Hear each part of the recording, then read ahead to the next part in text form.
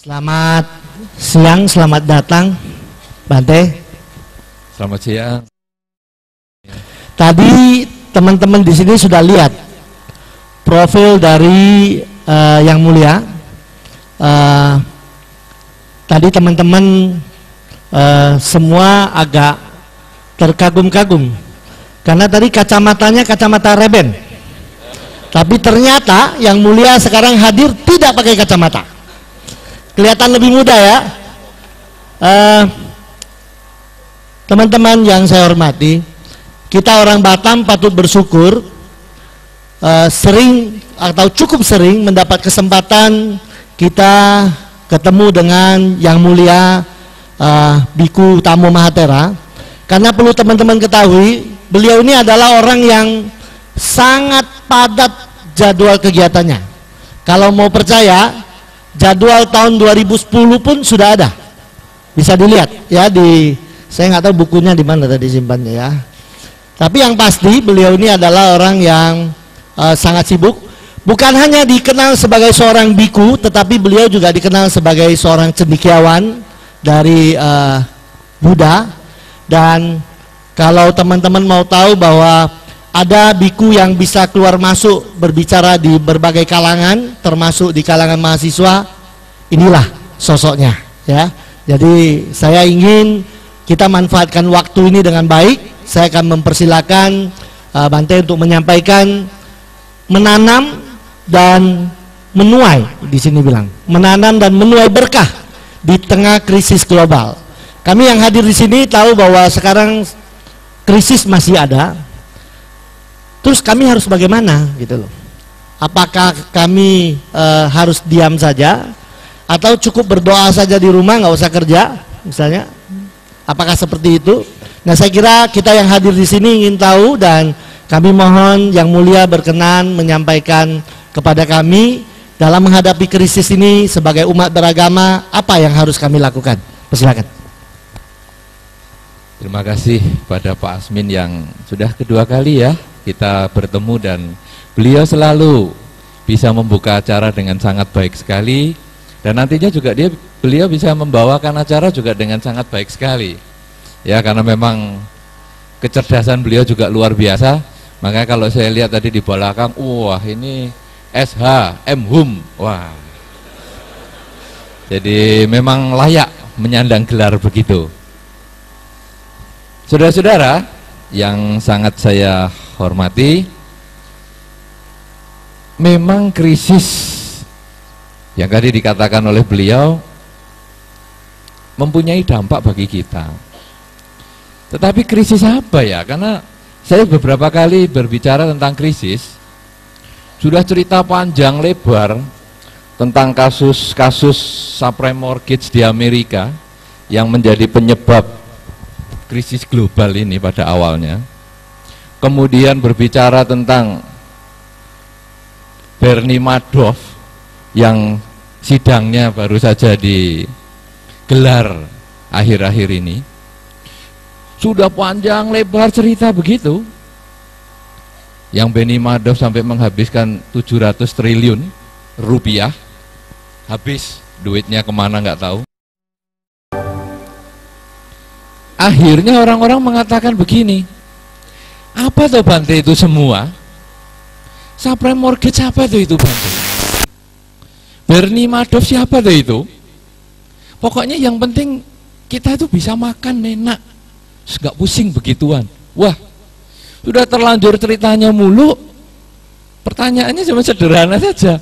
Wah, oleh karena itu saya tidak akan bercerita lagi bagaimana penyebab terjadinya krisis global yang sekarang sih secara kondisi duniawi sudah agak membaik, secara global sudah agak membaik. Cuman sekarang saya akan berbicara saja bahwa krisis itu maknanya bahwa kita ada perubahan di dalam kehidupan.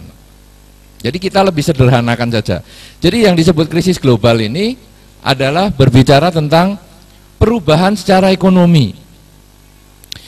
Baru saja kemarin saya masih membahas juga cerita salah satu bank terbesar di Malaysia. Dalam 6 bulan terakhir ini, 6 bulan ke depan maksudnya, ini sudah menganjurkan pegawainya untuk cuti. Jadi karena gaji yang harus dibayarkan oleh bank ini sedemikian besar, maka dalam 6 bulan ke depan silahkan cuti. Banyak-banyak cuti lebih bagus daripada kerja banyak-banyak. Nah, karena ini memang beban pekerjaannya luar biasa. Kemudian beberapa orang yang kerja di bidang pengangkutan dan lain sebagainya mengeluhkan pesanan-pesanan dari Eropa, pesanan-pesanan dari Amerika menurun sekali, dan produk-produk dari beberapa negara juga mulai berkurang, termasuk Indonesia dan sebagainya. Nah, ini sebetulnya kalau kita simpulkan, krisis itu adalah perubahan. Dan perubahan bisa terjadi skala global, yaitu secara dunia, yang tadi disebutkan mulai dari subprime mortgage dan sebagainya, yaitu sebetulnya kredit perumahan maksudnya. Kemudian krisis secara nasional juga ada. Kalau tadi global, kemudian secara nasional, sehingga beberapa pabrik garment mulai tutup, kemudian usaha-usaha lokal juga mulai tersendat. Itu adalah krisis nasional. Kemudian yang lebih kita tarik ke bawah lagi adalah krisis lokal, yaitu perubahan yang terjadi di dalam kehidupan kita sehari-hari, perubahan yang terjadi di dalam keluarga kita, perubahan yang terjadi di dalam masyarakat sekitar kita. Perubahan apa itu sekarang? Mudah sekali. Perubahan akan terjadi, atau kita bisa lihat perubahan kalau Anda melihat diri Anda sendiri. Saudara-saudara, siapa yang di kamar Anda cermin besar? 1, 2, 3, 4, 5, 6. Sangat sedikit. Siapa yang tidak punya cermin? Wah, lebih banyak. Ya, yang punya cermin di kamar bagus. Saya lebih fokuskan lagi. Yang punya cermin besar di kamar mandi. 1 saja. 2, banyak. Wah, ternyata yang punya cermin di kamar mandi jauh lebih banyak daripada yang punya cermin di kamar. Apa yang dilakukan ya? Nah, saudara-saudara, yang punya cermin di kamar mandi, ini saya akan bahas. Bagi yang tidak punya, nanti pulang segera pasang cermin di kamar mandi. Coba saudara amati baik-baik cermin itu. Lihat diri Anda waktu di kamar mandi, sedang sendirian. Lihat baik-baik cermin yang seluruh wajah ya, dan sampai kaki kalau bisa. Jadi jangan cermin cuma separuh hanya untuk nyisir, jangan. Tapi yang benar-benar kelihatan semua. Dan pada saat Anda dalam kondisi natural, alami, tanpa aksesoris, di kamar mandi, memang Anda di kamar mandi ada aksesorisnya? Biasa toh? Biasa. Ini makanya saya bicara yang biasa-biasa saja. Tanpa apa-apa, lalu Anda lihat baik-baik cermin itu. Lihat wujud Anda, mulai dari kepala sampai kaki. Ya. Lalu sudah pandangan dari depan, pandangan dari samping. Loh, perlu itu. Lihat lagi modelnya. Wah. Kalau bisa pandangan dari belakang. Kalau bisa, ini agak sulit, maka saya ngomong kalau bisa. Ya. Sudah, lalu ke depan lagi. Siapa yang pernah nyoba?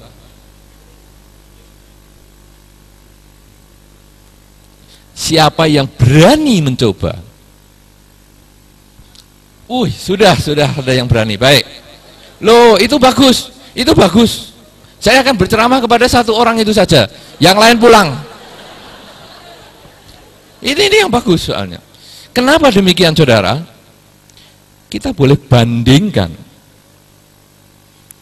Kita yang kita lihat saat ini dengan 2 tahun yang lalu.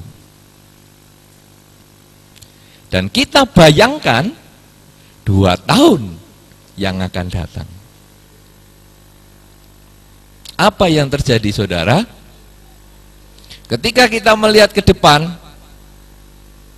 2 tahun yang lalu, rasanya pipiku masih agak di atas loh.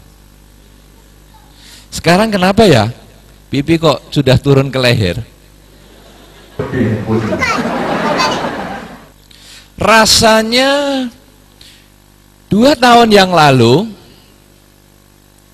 saya belum punya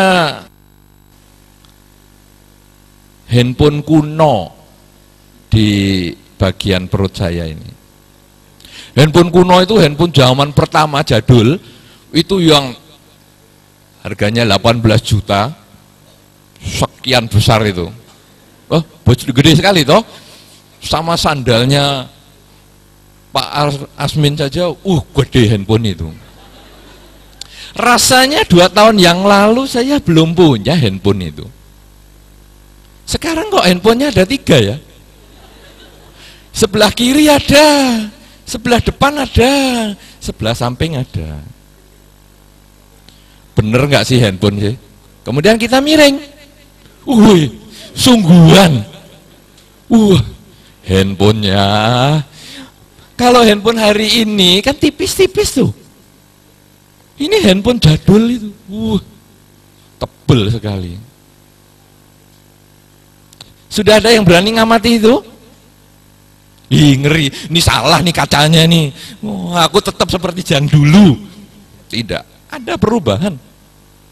Kemudian kita mulai amati lagi. Wah, yang lain-lain kok berubah-berubah semua ya? Terus kita senyum, loh, giginya hilang 1 dan. Lalu kita pegang-pegang, sudah goyang 3. Sudah, lalu kita lihat lagi, waduh, di bawah mata ini kok sudah ada gelembungnya, ada apanya. Wah, rambut saya kok sudah jadi putih. Apa saya perlu potongan bante saja? Potongan seperti saya nggak kelihatan ubannya. Nah, untung saya sudah hari uposata, jadi kesini sudah nggak kelihatan uban. Tapi kalau kemarin 2-3 hari yang lalu, wah, ubannya sudah banyak. Lalu kita melihat itu ada perubahan, saudara. Kemudian panggil pasangan hidup. Ayo lihat sama-sama. Bisa malu. Iya kan? Makanya sekarang listrik agak ngirit. Karena kalau masuk kamar mandi gelap-gelapan.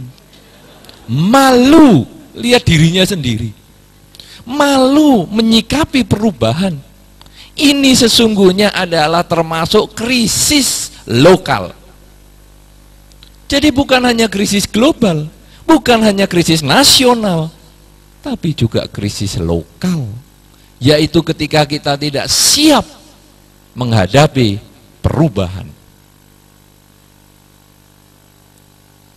Kalau kita sudah tidak siap, apa yang terjadi? Akhirnya kita melakukan tindakan yang aneh-aneh. Kok pipiku turun ya? Tarik. Operasi. Malah ada beberapa orang ngomong, kamu kalau cuci muka, jangan pernah menggosok ke bawah. Gosok ke atas. Ke atas. Ada yang pernah dapat info itu ya? Ada ya? Oh, bener ya itu. Kenapa? Katanya karena kalau digosok ke bawah itu kan langsung nanti sering narik-narik gitu loh, turun. Emangnya ini kulit martabak apa? Tarik ke bawah turun, tarik ke bawah turun. Ya berarti nanti 25 tahun cuci muka sudah pindah ke sini semua. Ada-ada saja. Ya terus begini semua nanti. Ya. Mata juga tidak boleh diginikan, nanti nanti lama-lama kelopaknya jadi panjang, jadi kalau buka susah. Jadi lebih baik sekarang matanya ya diginikan. Repot. Dagu juga. Ada-ada saja orang-orang itu. Kenapa saudara?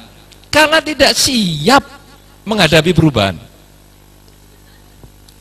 Beberapa pasangan hidup mengatakan, loh, aku dulu waktu menikah sama kamu rasanya kamu lebih baik daripada hari ini.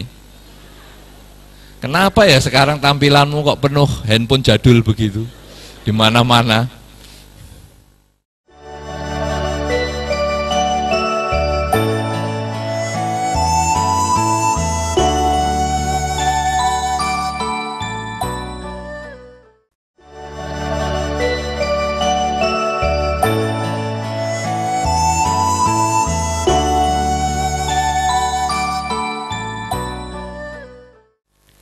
R sekarang. B sudah, yaitu berusaha. E, evaluasi. R itu referensi atau rujukan. Jadi kita pada saat melakukan satu tindakan menyikapi suatu perubahan, selain kita berusaha sendiri, selain kita mengevaluasi, kita juga mempunyai rujukan. Anda datang mengikuti acara ini, sebetulnya Anda mencari referensi, Anda mencari rujukan, supaya Anda mempunyai pegangan untuk Anda hidup di dalam kehidupan Anda sehari-hari. Anda membaca buku, itu juga rujukan. Suami cekcok dengan istri kemudian baik lagi, itu juga rujukan. Iya kan? Rujuk dah itu. Suami cekcok sama istri terus baikan lagi, namanya rujuk juga dong. Betul? Tapi bukan itu yang dimaksud.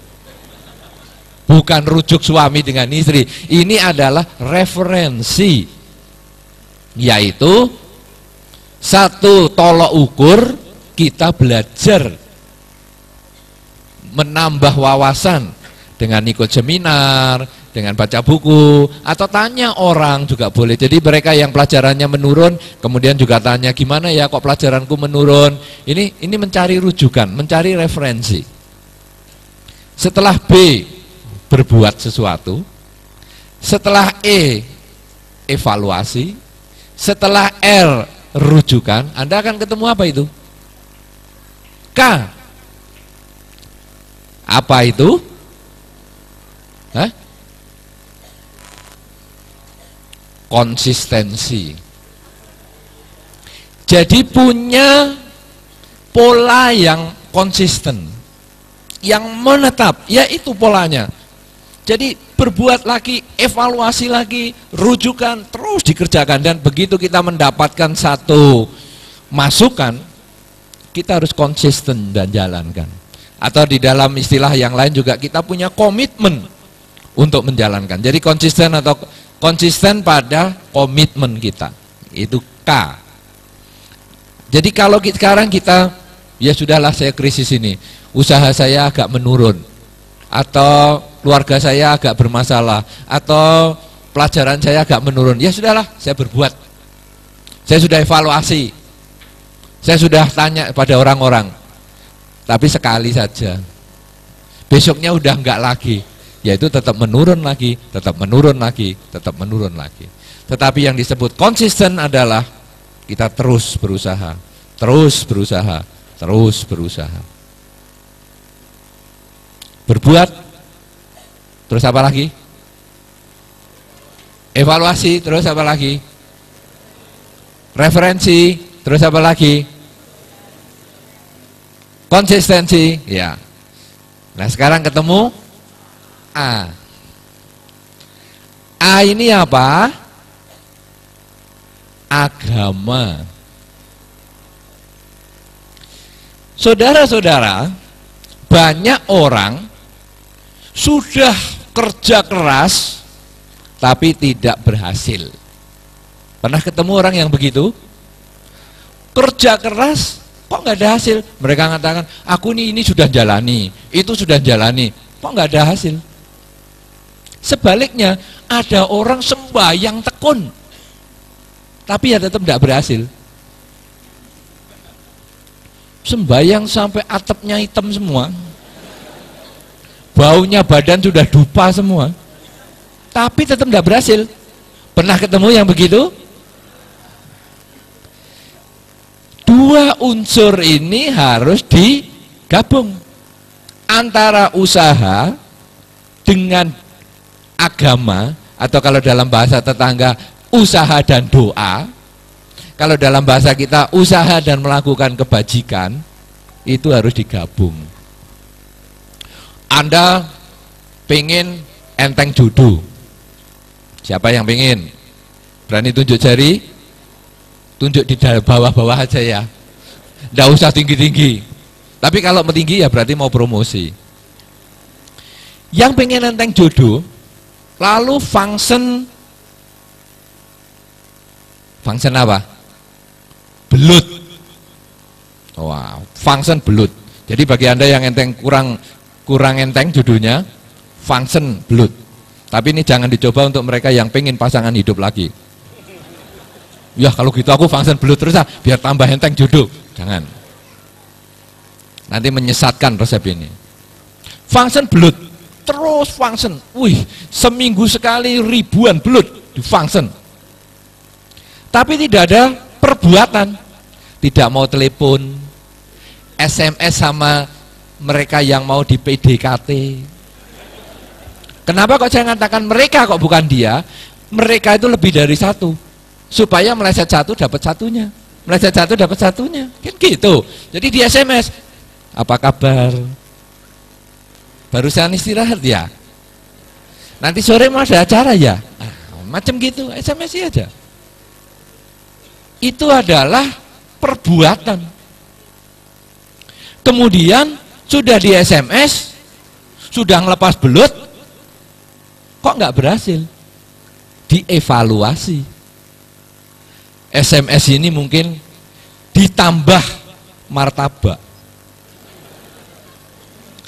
Mungkin kalau SMS plus martabak ada hasil. Nah, jadi bagaimana? Apa kabar? Nanti sore ada acara? Ayo kita beli martabak di pinggir jalan. Nah, dievaluasi lagi. Kok belum ada hasil? Ini sudah function terus nih, function terus, ribuan belut. Wah, kok nggak dapat lagi ya? Lalu, cari rujukan, cari referensi, tanya Pak Asmin, SHM Hum, tanya, dikasih voucher, oh ya, betul. Apa kabar? Apa nanti sore ada acara? Ayo kita beli martabak di pinggir jalan. Aku punya voucher loh, nginep di Novotel. Ini kan caranya SHM Hum. Wah, belum berhasil. Sudah di function terus. Konsisten. Tiap hari di SMS itu terus. Lama-lama SMS kita pending terus karena dia ganti nomor. Nah saudara, tapi ini saya mau menunjukkan bahwa ada usaha sekaligus doa. Beberapa orang mengatakan, Bante aku kok nggak bisa dapat jodoh Bante. Gampang. Nomor satu, ya kamu harus bisa berkomunikasi dengan dia. Jadi saya resepnya itu 3B. Satu, buka komunikasi dengan dia. Kalau kamu di rumah terus, kamu mana dapat jodoh? Harus berkomunikasi. Sudah Bante, saya sudah ngobrol dia terus Bante, dia sampai mual ketemu saya. Oh, kalau gitu Kamu bukan hanya berkomunikasi, tapi kamu harus bisa berbagi hadiah. Datang bawa bunga, walaupun ngambil habis seminar ini. Aduh, aku senang sekali ketemu kamu, sini tak kasih bunga. Loh. Jadi selain berkomunikasi, juga berbagi. Sudah Bante, saya sudah belikan macam-macam Bante. Dari orang tuanya sampai semua sudah saya kasih. Kok belum bisa Bante? Nah itu tinggal pakai B yang ketiga. Apa itu? Ya berdoa saja lah.